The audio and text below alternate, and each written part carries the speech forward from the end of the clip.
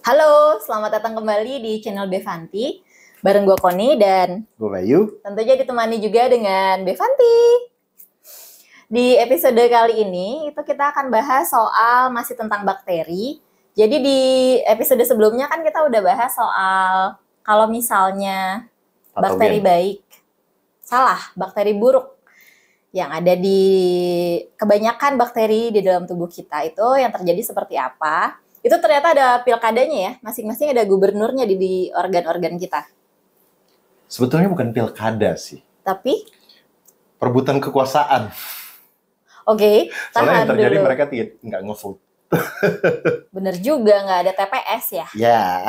Nggak ada TPS. Nah, itu kan kalau misalnya bakteri-bakteri buruk yang ada di dalam tubuh kita itu bisa mulai dari mulut ya, terjadi bau mulut, kemudian peradangan gusi, terus juga ada gigi kropos bisa juga, kemudian kalau makanan masuknya ke kerongkongan, terus masuk juga ke lambung, bisa terjadi dispepsia atau yang biasa kita kenal sakit mah itu, terus di usus halus, apa yang terjadi juga, meskipun tidak banyak kasus bakteri jahat yang membuat empire di situ. Tapi kalau terjadi panjang banget ceritanya. Iya. Yes. Terus yang paling menarik tentunya pasti ada di usus besar ya. Yeah. Banyak sekali yang bisa terjadi seperti diare, kemudian di konstipasi dan kentutnya bau gitu ya. Bau belerang, itu harus diwaspadai gitu. Dan flammable. Bisa diuji mungkin ya kalau misalnya mau tahu bakteri apa sih yang ada di dalam usus besar kita. Siap-siapin dulu apar mungkin ya. Enggak, jangan. Nah, itu kalau misalnya di episode kali ini gue bersemangat juga karena katanya Bayu mau ngomongin yang baik-baik. Ya. Soal bakteri baik. Gitu. Nah, itu mungkin bisa mulai dari mulut juga. Apa sih yang terjadi kalau misalnya di bakteri baik ini banyak tersedia atau menguasai daerah mulut? Kalau di daerah mulut, probiotik efeknya itu sebetulnya tidak banyak mendukung kalau di mulut, gitu. Karena ludah kita sendiri udah sistem imun pertama, gitu. Terus untuk nge-breakdown karbohidrat yang pertama itu dari ludah dan dikunyah pakai gigi ya. Kondisinya kalau misalnya banyak probiotiknya itu adalah kondisi normal. Mulut lo normal, nggak gampang sariawan, nggak gampang gusi bengkak, terus gigi nggak gampang kropos. Yang pasti jelas pagi-pagi baunya, bau mulut tuh nggak jadi bau naga gitu ya. Bau bunga mawar gitu ya. Enggak juga. Mungkin nanti kalau ada, menarik ya, nanti kita bikin bakteri probiotik yang bisa mengeluarkan bau bunga mawar dari mulut gitu. Mungkin bisa. Juga ada yang bisa loh. Bunga mawar, bau mawar. Apapun ada, kalau nggak salah tuh pil atau apa yang kita konsumsi ke itu, kentut kita akan bau seperti itu. Itu udah ada. Terus gue langsung bengong. Gue cukup yakin itu isinya bukan bakteri ya, itu pastinya adalah sebuah kimia, senyawa kimia yang tidak akan dicerna sama pencernaan kita. Terus kemudian pada saat mereka sampai di usus besar, itu mereka mengeluarkan gas yang baunya harum. Kemungkinan besar ester gitu bentuknya, terus kemudian pada saat keluar, gitu. Malah jatuhnya residu nggak sih kayak gitu? Gua nggak tahu. Mungkin bisa ditanya ke dokter yang bikin, atau saintis yang bikin ya, itu gimana caranya supaya kentut bau mawar ya. Ini spontan banget sih. Versinya Haikal. Lumayan. Random banget lagi. Oke, balik lagi probiotik dulu. Kondisi si bakteri baik kalau misalnya dia banyak ada di mulut, instead of si bakteri jahat, selain daripada negasi kondisi negatif, bau mulut, peradangan, gak ada semua itu, kemudian adalah kondisi ideal untuk kesehatan mulut gitu ya. Yang mana sebetulnya hampir sama dengan kondisi steril. Jadi kalau kita pakai mouthwash, makanya orang-orang pagi-pagi minum mouthwash atau sebelum tidur minum mouthwash. Kumur. Astaga, jangan diminum ya guys ya. Kumur dengan mouthwash itu mereka membersihkan semua bakteri gitu. Means abis itu kondisi mulut itu jadinya steril, free of bactery, tidak ada pembusukan di situ. Tapi yang dikhawatirkan adalah ketika mereka ketemu dengan makanan, kalau tidak ada bakterinya, proses penghancuran karbohidrat itu bakal tetap efisien atau enggak? Karena ada artikel yang bilang enggak. Tapi lagi itu mungkin ranah dentist ya, dokter gigi ya. Jadi mungkin kalau ada dokter gigi di luar sana bisa dijawab, tolong dibantu dijawab. Karena sebetulnya saya belum menjamah area dentis. Jadi belum tahu pastinya. Jadi kondisi ideal dari kesehatan mulut itu bisa dijelaskan dengan negasi dari kalau misalnya bakteri baik ada di mulut gitu ya, tidak ada peradangan, kemudian tidak bau mulut, gigi tidak bolong gitu ya. Kita bisa simpulkan sampai situ dulu. Gitu. Kemudian di kerongkongan nih. Kerongkongan ya numpang lewat. Numpang lewat aja. Tidak ada bakteri baik yang bersarang di situ. Mungkin ada, tapi itu pun ya numpang lewat. Oke. Yes. Karena itu adalah kayak jalur transportasi aja ya. Paling transit bentar gitu. Tapi kalau misalnya terjadi inflamasi, ya mungkin akan ngaruh gitu. Kalau misalnya ada lawannya, maka dia akan bereaksi. Tapi kalau misalnya nggak ada lawannya, ya lewat. Simple as that. I see. Terus udah sampai lambung nih kita makanannya. Nah di lambung ini biasanya menarik juga nih. Selain daripada lawannya dispepsia gitu ya. Kalau sehat berarti lo nggak sakit mah gitu kan? Iya. Tapi ada kondisi spesifik nggak sih kalau misalnya bakteri baik nih yang ada di dalam. Yang menang nih ya. Penguasaannya di lambung adalah probiotik. Penguasa yang baik ada di probiotik itu untuk di lambung itu efeknya panjang, banyak dan panjang. Ya, itu kita akan mengarah lagi ke yang kita sebut dengan baru kita mulai gut brain axis itu mulai dari lambung. Itu satu sesi sendiri nanti, nggak usah dibahas sekarang. Oke. Yang terjadi pertama itu adalah kondisi asam lambung kita adalah kondisi ideal. Kalau misalnya kondisi asam lambung ideal itu penghancuran makanan itu terjadi sangat efisien. Mereka akan ngancurin makanan itu dilebur dan diremuk. Di bagian bawah lambung itu ada otot yang akan ngancurin gitu. Itu akan jadi sangat efektif sampai nutrisinya itu akan cukup kecil untuk diserap di usus halus. Jadi kadang bahkan ada sebuah penelitian yang mengatakan sebetulnya makanan yang kita makan itu cuma diserap sekitar 20-30% nutrisinya. Sisanya? Sisanya kita buang. Makanya kadang kalau sapi itu mereka suka makan kotorannya sendiri, atau ada beberapa hewan yang suka makan kotoran hewan lain, karena sebetulnya nutrisinya masih ada. Oke. Gitu. Itu mulainya dari lambung, begitu.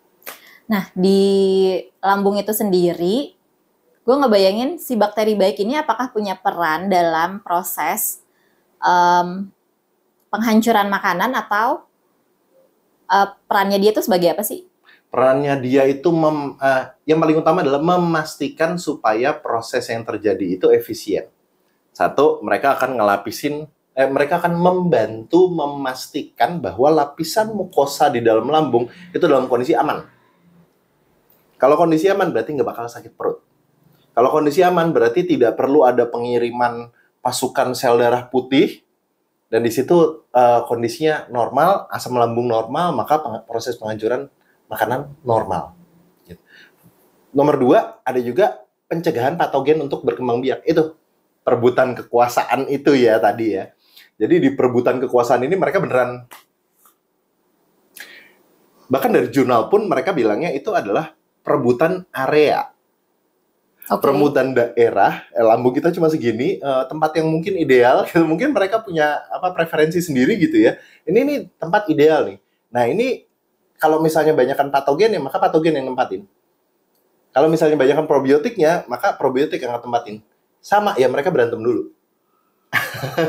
Mereka rebutan makanan, mereka rebutan tempat untuk berkembang biak. Dikencingin dulu nggak? Kencingin dulu nggak? Buat menandai area? Enggak ya? Enggak sih, mereka nggak nandain area. Mereka beneran kayak preman aja gitu. Datang siapa yang kuat aja gitu. Datang kuatan probiotik ya probiotik yang menang. Lebih kuat patogen maka patogen yang akan menang. Patogen yang menang, ya seperti yang minggu lalu. Probiotik yang menang, maka istilahnya yang itu. Orang makannya sedikit, tapi bisa gendut. Karena nutrisi yang diserap banyak. Karena makanannya yang dihancurin itu tuh nutrisinya itu kebanyakan bisa diserap. Anggaplah bisa sampai 50-60% aja, itu udah 2 kali lipat dari kondisi normal. Kondisi kondisi yang 20-30% nutrisi diserap aja, itu aja udah 2 kali lipatnya. Berarti kita dapat karbohidrat 2 kali lipat lebih banyak, protein 2 kali lipat lebih banyak, semua nutrisi ini 2 kali lipat lebih banyak dengan jumlah makanan yang sama. Wah, ini menarik nih. Gue jadi mengasosiasikannya dengan kondisi malnutrisi itu kebanyakan kondisinya adalah kurus. Iya. Tapi ada juga yang busung lapar, itu gue nggak ngerti. Tapi ini pembahasan yang lain ya. Iya, busung lapar itu udah jadi penyakit sendiri. Yes, itu pembahasannya beda lagi. Sama gue kepikiran soal kalau orang stres itu biasanya ada yang kurus, ada yang gemuk. Tapi ini kepikiran selintas aja, nanti kita bahas lagi di episode lainnya. Okay. Nah, tadi udah sampai lambung nih, udah selesai belum nih kira-kira kondisi ideal di lambung itu seperti apa? Kalau kita nggak mau ke gut brain axis, selesai. Oke. Kalau gitu Lanjut tadi kita aja. tahan soal gut brain axis, kemudian hubungan stres dan kurus, dan lain sebagainya, ini kita lupain aja dulu. Okay. Lanjut ke usus halus. Usus halus. Yes. Oke. Di usus halus lagi, itu adalah kondisi yang kurang ideal untuk bakteri. Karena di situ dia diremek-remek terus jalan terus, diserap terus gitu. Jadi dalam kondisi yang tidak ada SIBO yang kemarin itu, maka probiotik pun di situ numpang lewat juga. Oke. Kalau probiotik yang ada di situ, maka tidak ada kemungkinan untuk inflamasi, tidak ada kemungkinan untuk radang usus. Yes. Probiotik ya, kalau patogen yang lewat, kebanyakan patogen kayak yang kemarin udah sebut ya, E. coli, terus kemudian V. diarrhea, itu mereka melewati asam lambung itu dengan kondisi pura-pura mati atau mereka kondisinya stagnan. Jadi mereka baru keluar, baru aktif pada saat mereka sudah mencapai usus besar. Jadi usus halus pun numpang lewat. Oke. Gitu. Tapi ada kemungkinan juga untuk beberapa bakteri kayak si H. pylori, Helicobacter pylori itu, mereka bisa seperti kasus lo, kalau misalnya di lambung udah kebanyakan, maka mereka akan menjajah usus halus.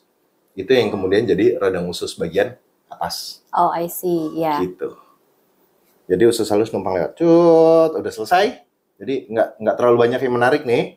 Kemudian baru sampailah mereka di usus besar. Benua penuh apa sih istilahnya Amerika dulu? The Dream Continent. Benua di mana semua kesempatan itu semua mimpi bisa jadi kesempatan.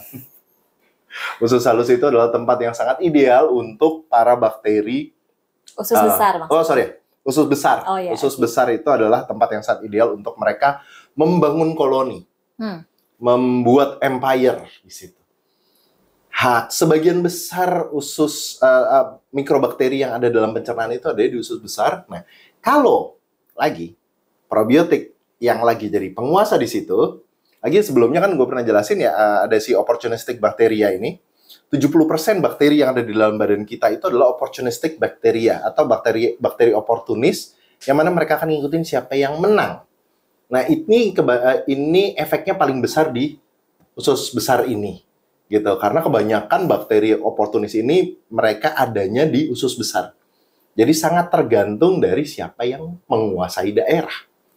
Kalau memang probiotik yang menang di situ, maka satu, jarang kentut. Sekalinya kentut, ya itu orang nggak ada yang sadar ya. Nggak ada yang sadar dan nggak ada yang tahu karena emang nggak ada baunya, nggak ada suaranya.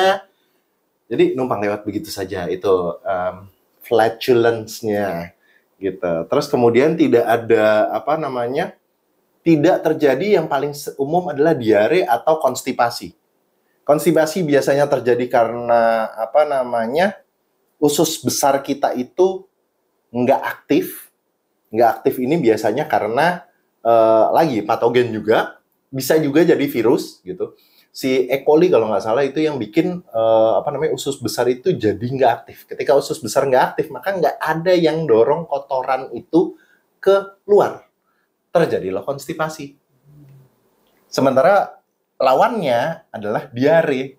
Diare itu terjadi sama bakteri V-nya lupa. V diarea itu kalau mereka berhasil menjajah di sana, maka yang terjadi adalah diare, tidak ada penyerapan cairan di usus besar. Kalau probiotika menang, itu semua tidak terjadi. Konsistensi feses itu akan terlihat normal, baik dari warna, bau, terus kemudian konsistensinya, itu mereka akan terlihat normal. Ini adalah orang-orang yang biasanya BAB-nya lancar. 2 kali sehari sampai 2 kali sehari sampai 3 hari sekali. Nah, itu masih normal tuh. Walaupun ada beberapa jurnal yang mengatakan 2 kali sehari sampai 2 hari sekali. Oh, I see. Kalau udah 3 hari sekali itu udah dipertimbangkan untuk tidak normal. Ada beberapa point of view di situ ya. Mungkin tergantung lihat lagi kondisi lainnya kali ya. Ya, tentunya. I see. Gitu. Tapi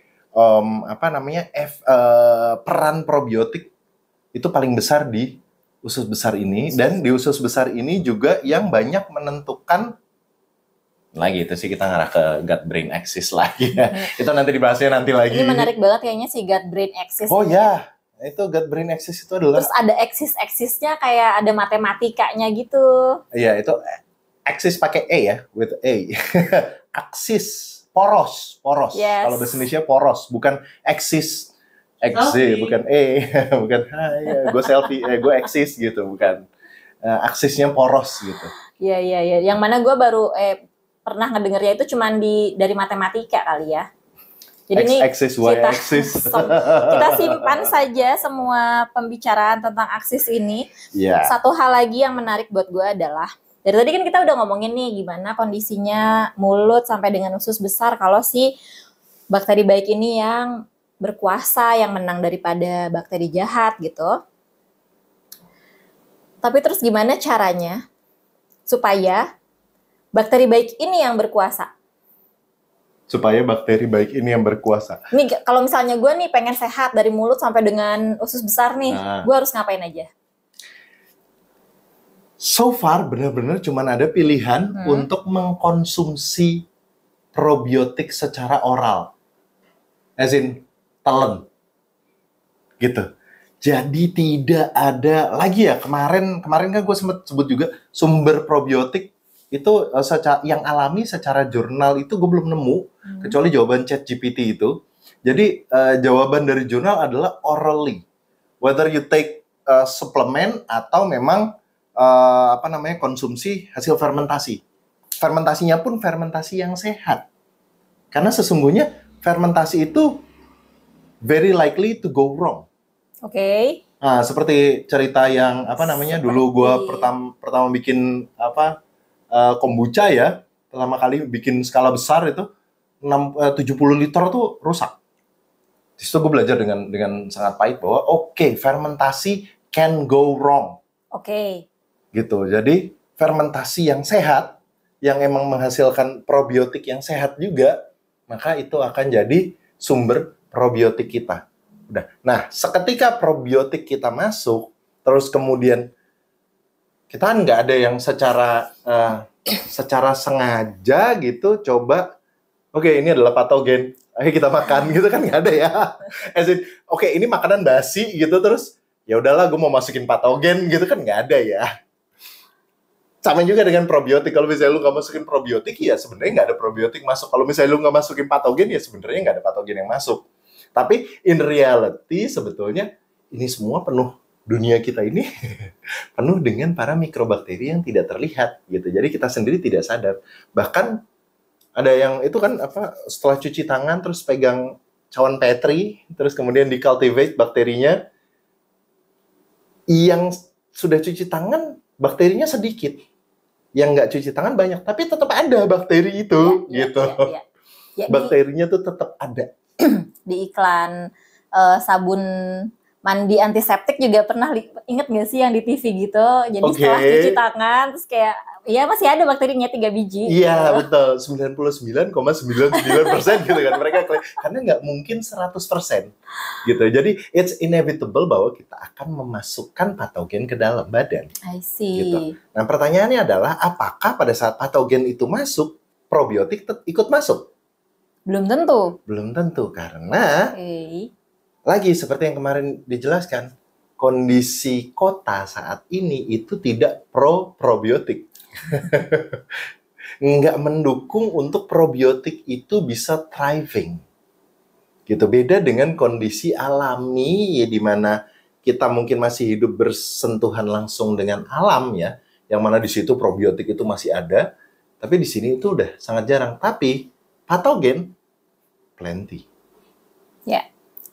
Ya, gue nangkep nih. Jadi kalau misalnya dibilang hindarilah hal-hal yang kotor yang menimbulkan bakteri jahat, ya itu sebenarnya adalah sesuatu yang semua orang kayaknya udah tahu gitu ya.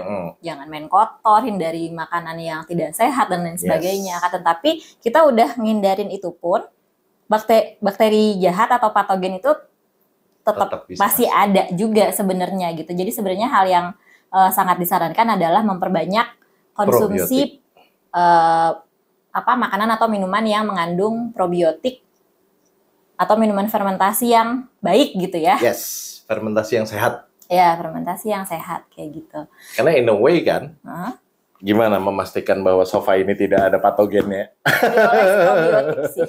Apa? Dioles probiotik. Dioles probiotik, menarik. Mungkin Bevanti nanti kita bikin. Coba ini ya, lapisan probiotik untuk sofa.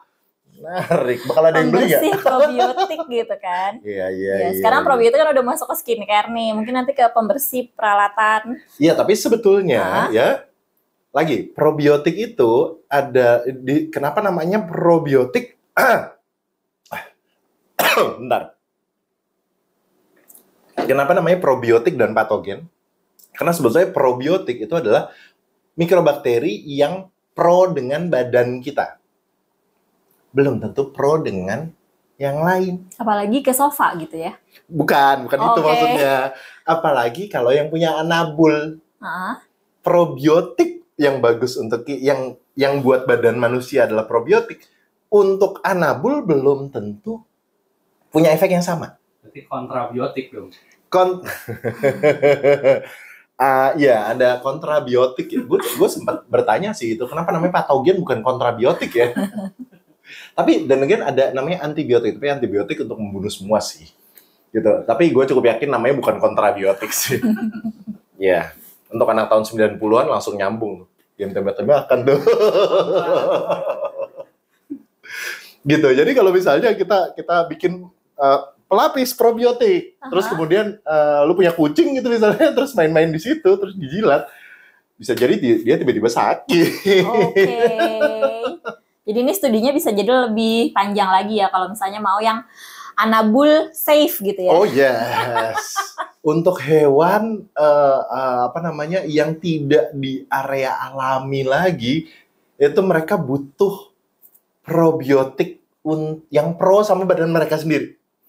Beda lagi strainnya dengan strain yang kita punya gitu. Wah, ini menarik banget nih. Jadi poin-poinnya adalah yang terjadi di dalam tubuh kita kalau misalnya probiotik yang berkuasa itu adalah kondisi ideal. Terus tadi dijelaskan juga bagaimana caranya supaya probiotik ini yang menang melawan bakteri baik dalam perebutan kekuasaan, gitu ya. Mungkin nanti kita ini durasi ya kan?